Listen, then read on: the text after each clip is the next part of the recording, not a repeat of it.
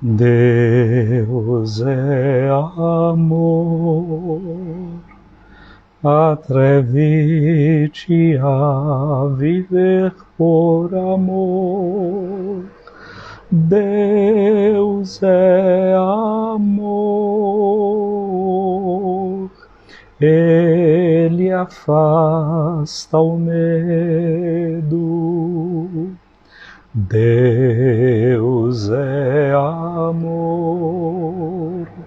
atreve-te a viver por amor.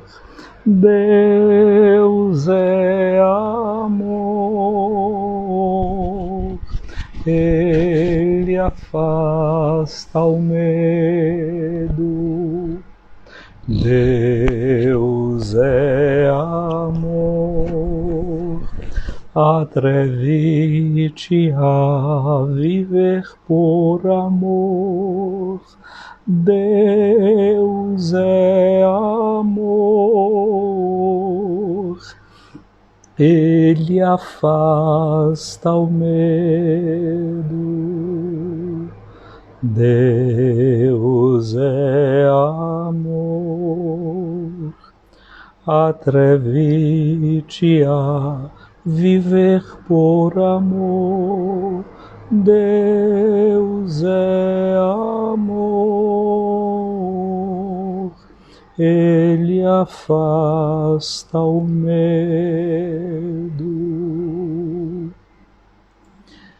É a voz que eu dirijo a minha prece e de manhã já me escutais. Desde cedo eu me preparo para vós e permaneço à vossa espera. Graça e paz, cara amiga, caro amigo que acompanha diariamente a nossa meditação sobre a Palavra de Deus na Santa Liturgia, a Palavra de Deus no Santo Evangelho, que a liturgia nos oferece nesta sexta-feira da 20ª semana do Tempo Comum. E nós estamos continuando a leitura do Evangelho de Mateus no capítulo 22. Hoje nós temos os versículos de 34 a 40. Mateus 22, 34 a 40. Convém dizer uma coisa, não é? Ressaltar que parte deste texto nós não lemos aqui na liturgia, porque nós não vimos o ingresso de Jesus em Jerusalém, não vimos a expulsão que foi feita dos vendilhões do templo, não vimos o embate de Jesus com os saduceus, com os herodianos. Algumas partes foram saltou-se e a gente está vendo parte disso. Então a gente contextualiza, né? Que antes dessas cenas houve toda essa coisa e houve uma crítica muito ferrenha de Jesus a um grupo. Primeiro, uma crítica na prática, porque este grupo chamado dos saduceus era um grupo que controlava o templo de Jerusalém. Era um grupo formado pelos sumos sacerdotes, pelos sacerdotes que tinham um pouco mais de condição. E aqui já tem uma coisa que a gente vê que entra em contradição. Nós estamos no mês das vocações, né? Se a gente pensa no Antigo Testamento, a gente lembra que quando o povo de Israel entrou na Terra Prometida, aliás, você sabe que esse mês da Bíblia, mês de setembro, vai ser dedicado ao estudo do livro de Josué. Hoje em dia se fala muito no chamado Cerco de Jericó, muita gente que faz Cerco de Jericó, isso está dado lá no livro de Josué. Então vamos estudar esse ano o livro de Josué, que ele é muito importante para a gente entender certas coisas da espiritualidade da vida prática. E neste ano, não é que nós comemoramos no Brasil os 200 anos da independência do Brasil, é muito bom a gente se aproximar desse texto de Josué, nas suas várias camadas, nas suas várias fases, para encontrar luz para esse momento histórico que nós estamos vivendo. Então, depois que Josué entra com todo o povo na Terra Prometida, se distribuiu a terra de acordo com as tribos. E uma tribo em particular, a tribo de Levi, que era a tribo sacerdotal, a tribo que está à origem de Moisés, de Arão, de todos esses, essa tribo não teve posse da terra, porque a posse dela é o Senhor mesmo. Deus é a sua herança, então eles não herdaram a terra como herança, eles iam cuidar do templo, do culto, das coisas de Deus. Acontece que com o passar do tempo, as coisas foram modificando, e esses próprios sacerdotes e os levitas, eles vão para outras terras e se ocupam também de ter terra, de ter um pedaço de chão para trabalhar. Eles já eram tão numerosos no tempo de Jesus que os sacerdotes iam para o templo de acordo com os turnos, iam fazendo sorteios para que eles pudessem ir até lá e exercer o seu ministério. E aí, como é que eles viviam depois? Estavam vivendo disso, de cuidar da terra, de fazer outros negócios, mas dessa forma estavam se afastando daquela que era a sua vocação original. Quantas vezes a gente perde o contato com a vocação da gente, com aquele que é o chamado fundamental para a vida da gente. Então, estes sacerdotes que controlavam o templo, que tinha um grupo, né, mais forte, mais poderoso dentro deles, controlavam o templo de uma forma tal que Jesus disse: vocês reduziram a casa de meu pai, que é casa de oração, a uma espelunca de ladrões. Isso feriu demais esses saduceus, eles ficaram muito enraivados. Bom, agora tem que notar o seguinte: estes saduceus, eles também tinham uma relação diferente com a Bíblia. Eles não aceitavam como inspirado todos os livros da Bíblia, eles aceitavam somente os primeiros 5, que é o chamado Pentateuco. E eles então não acreditavam, por exemplo, na ressurreição. Aí é que está um caso que aconteceu, que eles, para armar uma cilada para Jesus, contaram o caso de uma mulher que tinha tido tantos maridos e não teve filho com o primeiro marido, e o marido morreu, deixou sem filho, então ela teve, de acordo com a lei do Levirata, ela casou com o irmão para ver se deixava filhos que ficassem em nome do defunto, e assim foi acontecendo, que com os 7 todos morreram e ela não teve filho. Eles perguntam, né, ela vai ser esposa de quem aí depois da ressurreição? Jesus disse para eles: vocês não entenderam nada das escrituras e não entenderam nada do poder de Deus. Aí Jesus cala a boca destes saduceus. Os fariseus, ao contrário, são pessoas que têm o controle das sinagogas. O templo de Jerusalém só tem um, que é aquele de Jerusalém. As sinagogas estão em todas as cidades, não é? Que se reuniam dia de sábado. Tinha esse grupo de fariseus que educavam o povo, ensinavam a lei, ensinavam a ler a Bíblia, aprofundavam o que estava dentro dos conteúdos bíblicos, fazendo as pregações de cada sábado, etc.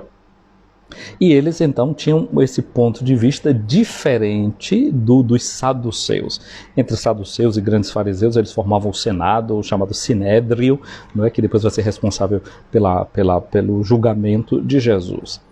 Bom, esse grupo de fariseus, eles estão sabendo que Jesus calou a boca dos saduceus e agora eles vão se aproximar de Jesus. Agora aqui tem uma coisa para dizer: o seguinte: o povo invejava os saduceus. Por quê? Que eram cheios de dinheiro, né? Todo mundo gosta de um dinheirinho, né? Quem é que não gosta, né? De ter as suas contas. Então o povo, todo mundo tinha aquele ideal, né? de ser rico, de estar bem na vida. Jesus dizia: bem-aventurados os pobres. Jesus era quem tinha uma visão diferente. Olhava para o pobre não como alguém que era amaldiçoado, mas com alguém que deveria ser amado, servido, cuidado. Essa era a forma de Jesus se relacionar. Pois bem, o povo invejava a situação dos saduceus, quando eles entravam no templo com aquelas roupas deles finas e não sei o quê. Quem é que não gosta de uma roupa de grife, né? A roupa da moda, da marca, né? Tudo muito bem feito, um sacerdote com uma plaqueta de ouro.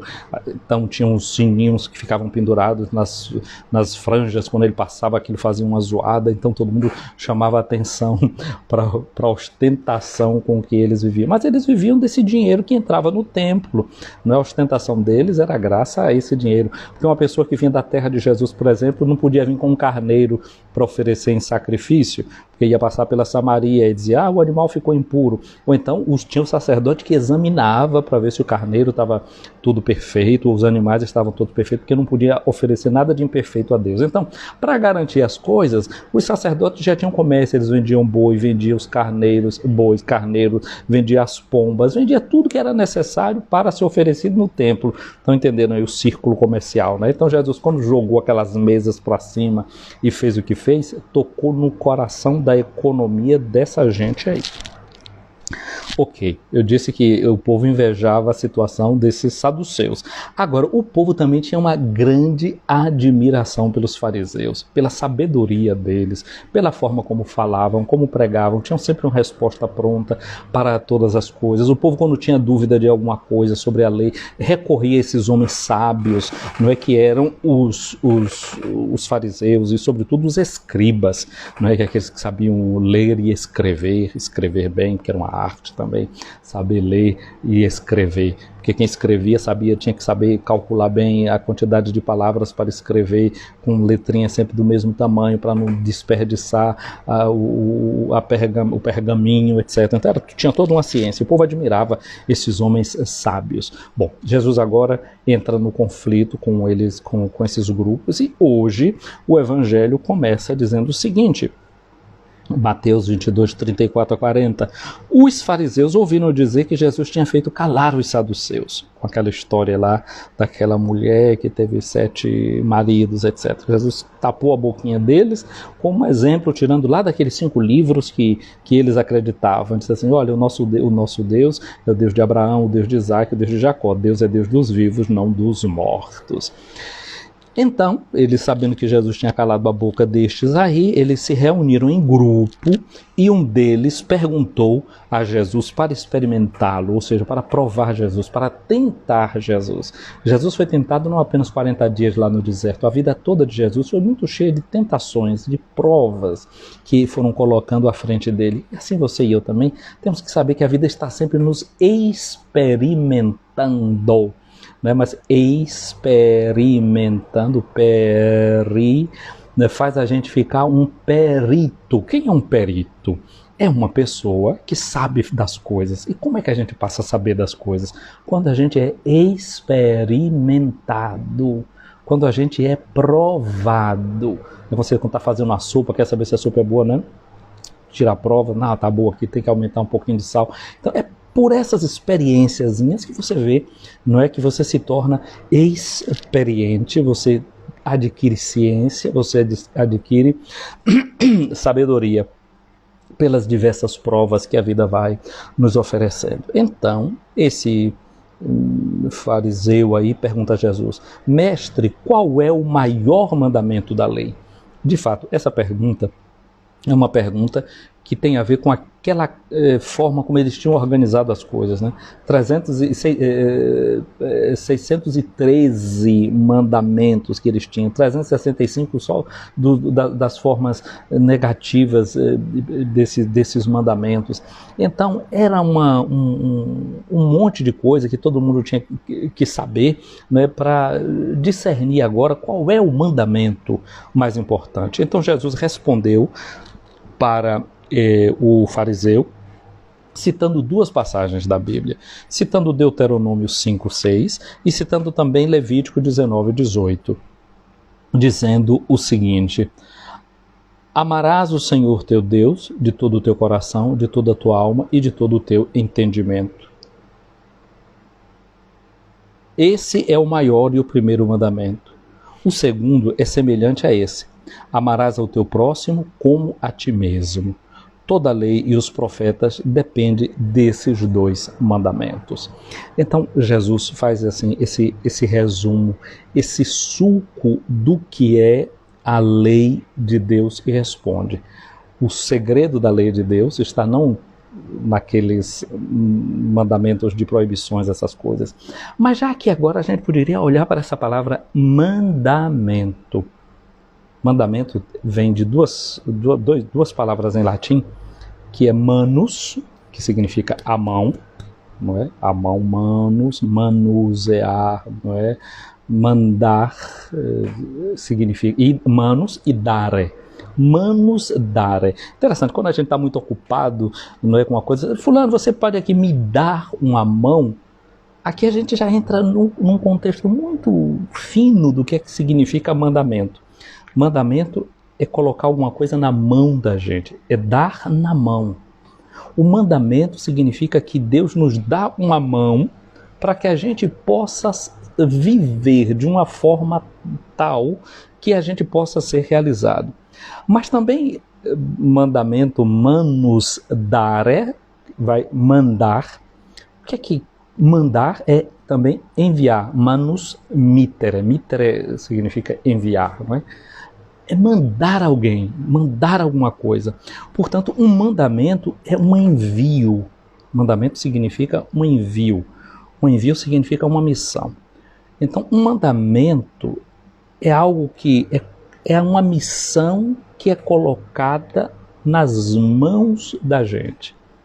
Quando Deus nos dá um mandamento, significa que Ele coloca na mão da gente algo para a gente realizar, algo para a gente viver, e que ao mesmo tempo realiza, dá sentido à vida da gente. Então, o que Deus coloca nas mãos da gente, a depender dessa decisão que a gente também toma, esse fato de amar. Está nas minhas mãos e nas suas mãos amar a Deus e amar também o nosso irmão. Dar uma mão também ao outro. O mandamento que Jesus dá, resumindo, né, todo esse dizendo qual é o mandamento central da lei de Deus, nos faz pensar assim, o mandamento é amar. Esse é o mandamento. O que é colocado diante de nós, nas nossas mãos, é amar. Só que às vezes, o que é que a gente pensa que é amar? A gente pensa que amar é a gente buscar alguma coisa que traz a satisfação para a gente, que dá realização para a gente. E nesse sentido, o amar é algo que nos coloca na direção do outro. Eu amo alguém não quando eu me apego a essa pessoa e quero essa pessoa perto de mim. Eu amo alguém quando eu pergunto a essa pessoa o que é que eu posso fazer por ela, como é que eu posso dar uma mão, não é, na vida dela. Amar o outro é colocar-se a serviço do outro. E a medida para isso vai ser assim, não é? Eu vou fazer para o outro, amar ao próximo como a si mesmo. Eu vou fazer para o outro como se eu faria para mim. Então a gente recebe um termômetro que é esse bem que a gente quer para a gente e que depois a gente vai e pratica para o outro. Como a gente precisa ser corajoso para chegar a este ponto. E de fato, quando a gente ama o outro, tudo realmente se modifica. A questão é que, como é que eu vou amar o outro? Eu consigo amar todas as pessoas? A gente consegue criar relação boa com todas as pessoas? Então aí o critério vai ser sempre esse, não é? Porque, vejam só, no momento final da nossa vida, a abertura da eternidade diante de nós, o julgamento final, vai ser feito assim. Eu estava com fome, você me deu de comer. Eu estava com sede, você me deu de beber. Eu estava nu, você me vestiu. Olha só como é que a eternidade vai ser concedida para nós. Olha só o que é que a gente faz para conseguir a salvação do coração da gente. Amando. Entrando em contato com o outro. E aí isso que Jesus diz é, faz para o outro, ama o outro como você ama você mesmo. O outro está com sede. Você vai negar o copo de água por quê? Se você tivesse com sede, você não gostaria que alguém te desse de beber? Se você está nu, está sem roupa, você não gostaria que o outro desse roupa para você? Então o critério vai ser sempre eu pensando em como eu estaria naquela situação e como eu gostaria de ser tratado naquela situação, eu recebo o critério para tratar o outro. Não é que a gente agora vai ter grandes laços assim, não, naquele momento concreto que você tem ali da sua vida. Porque depois quem fez essas obras boas vai perguntar para Jesus, mas quando foi que aconteceu isso? Que a pessoa nem se lembra, mas é aquele momentozinho ali em que eu consigo criar empatia, em que eu consigo me pôr no lugar do outro. Agora, nessa hora concreta, nesse momento real, não é ficar inventando, esperando uma hora extraordinária, não, no ordinário da vida da gente, naquelas coisas mais simples. E aí, o que São João diz na sua carta para nós é muito importante. Como é que vocês podem dizer que amam a Deus que vocês não veem, se vocês não amam o irmão a quem vocês veem? Ou ainda aquilo que São João diz na sua carta primeira, no capítulo 3, versículo 18. Meus irmãozinhos, amem mas amem com fatos, não é ficar amando com palavras. O amor não é palavra, o amor não é provado por sentimentos, o amor é uma atitude, é uma forma de viver. E é por isso que São João, ainda na sua carta, na primeira, no capítulo 3,14, ele vai dizer que quem ama passa da morte para a vida. Então, se a gente quer essa vida em plenitude, essa vida que é de Deus, aí a gente vai viver esse amor. São Paulo vai dizer na carta aos Romanos 13:10, o amor é a plenitude da lei. Então, aqui hoje Jesus ensina isso, conversando com esse doutor da lei. Qual é o mandamento maior? Onde é que a Bíblia encontra toda a sua perfeição? Toda a lei e os profetas dependem desses dois mandamentos. Amar a Deus com toda a força, com todo o entendimento, com todo o coração. Então, a mesma coisa deve ser feita com o outro. Se ele diz que o segundo mandamento é semelhante ao primeiro, significa que eu tenho que amar o meu irmão com todo o meu coração, e o coração aqui na Bíblia é símbolo da inteligência. Não é, a gente pensa o coração algo ligado a sentimentos, mas não, coração na Bíblia significa é a sede do pensamento, a sede da inteligência, ou seja, amar o outro de uma forma inteligente. Como é que eu uso a minha inteligência para amar o meu irmão? Não é? E aí a gente vai ver que o amor não é simplesmente se colocar diante do outro fazendo o que ele quer e o que ele deseja, mas usando também a minha inteligência para poder amar o meu irmão, para que eu não seja manipulado também na relação fraterna. Amar com toda a inteligência, com toda a tua alma, ou seja, com a vida da gente. A alma significa isso que me faz viver aqui e agora. Eu não tenho um outro momento para viver. É nessa oportunidade que eu tenho de estar aqui com você, me relacionando através dessa live, nesse momento que deve ser de intensidade para mim e para você também, com toda a alma e com todo o entendimento. Buscar também o entendimento no amor. A inteligência deve ser colocada na capacidade de amor, de discernir as coisas, né? Porque uma mãe que ama um filho, se vê o filho brincando com fogo, usa o entendimento para proibir a criança. Se ela está indo na direção do abismo, a mãe não deixa, porque se for puxar o filho daquele caminho, ele vai começar a chorar. A mãe não vai deixar que ele vá continuando e caia no abismo, para deixar que ele faça o que ele deseja. Você tem o entendimento. E como a criança não tem o entendimento ainda, não tem a razão, você precisa usar a razão. Então, amar com a inteligência, usar com o entendimento, amar com a razão. Tudo isso deve ser usado, né? Porque tem certos momentos que você não pode permitir tudo ao outro, né? A questão, por exemplo, da tolerância. A gente não pode tolerar a intolerância. Não é? A gente não pode tolerar atos de racismo. Então, nessas horas, a gente precisa saber agir com dureza, a gente precisa saber agir com força. Não é porque eu não amo o meu irmão, mas é porque aquele ato, aquele gesto que ele está fazendo é um gesto ruim e que deve ser coibido e que deve ser proibido. Então, a inteligência no amor, não é? Pensando, medindo bem todas as ações, pensando no bem comum, pensando nas relações mais profundas. E aí, com o verdadeiro amor, a gente vai saber dizer sim e vai saber também dizer não. Porque como Jesus disse, seja sim, sim, não, não. Há coisas que a gente não pode dizer sim para elas, devemos saber dizer um não. E a gente diz um não com toda a força, com toda a alma e com toda a inteligência. Tem que ter a inteligência também do dizer não. Não precisa ser um não dito de uma forma ríspida, mas um não que é dito também com a inteligência, mostrando as causas, mostrando os motivos, sem sentimentos de ódio e de ressentimento dentro da gente. A inteligência, a razão, o entendimento faz com que a gente não seja só sentimento. Porque às vezes se a gente é só sentimento, a gente não vai permitir que o outro cresça, que o outro aprofunde, que o outro de fato se liberte, não é? Então, também, o verdadeiro amor e a busca do bem do outro não vai deixar que ele use a sua liberdade para fazer o mal, para semear o mal, para difundir o mal. Então a gente vai saber dosar também a liberdade com a responsabilidade. São todas coisas que Jesus, né, hoje nos ensina, nos provoca nesse mês das vocações, né? A vocação é a provocação que Jesus nos faz através da sua palavra. Senhor Jesus, nós te agradecemos porque no dia de hoje tu nos revelas a plenitude da lei como o amor.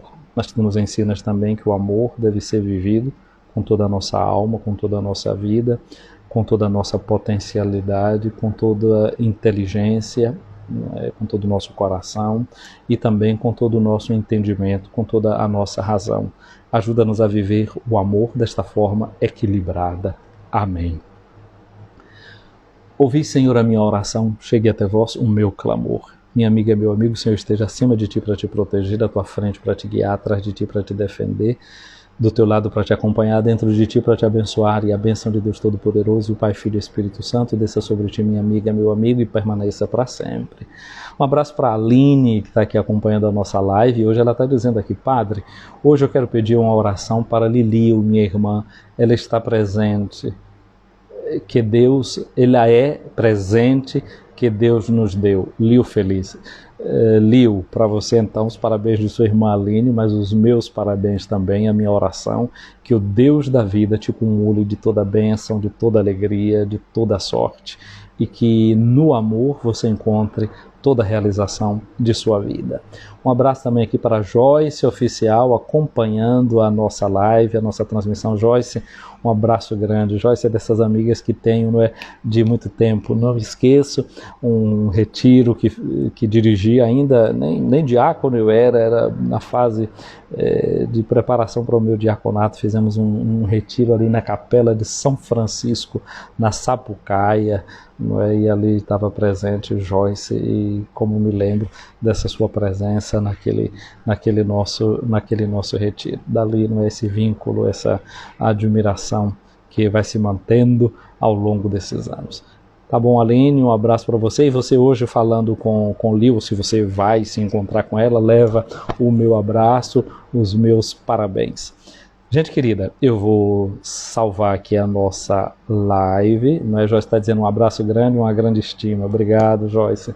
Eu vou salvar aqui a nossa live, você dê o seu like, não é? Hoje a gente começou cantando Meu Deus é amor, atreve-te a viver por amor. Pois bem, hoje atreva-se a dar muitos likes aqui em tudo aquilo que a gente tem na nossa página, aqui do nosso perfil do Instagram, no nosso canal lá do YouTube, Padre José Raimundo Escutando a Palavra, na nossa página do Facebook, não é? Lá a gente tem aquela página Tua Palavra, Luz no Meu Caminho, e nós temos também o nosso perfil de Facebook, lá onde a gente vai também colocando todas essas publicações nossas. Então, dá um like, curte, comenta, e assim a gente vai difundindo essa mensagem de amor que o Senhor nos mandou. Não é? Eu já disse que o mandamento vem de dar uma mão. Portanto, dê aí uma mão assim, dá um joinha, dá um like, dá um legal nessa transmissão de hoje. Fica com Deus, gente querida.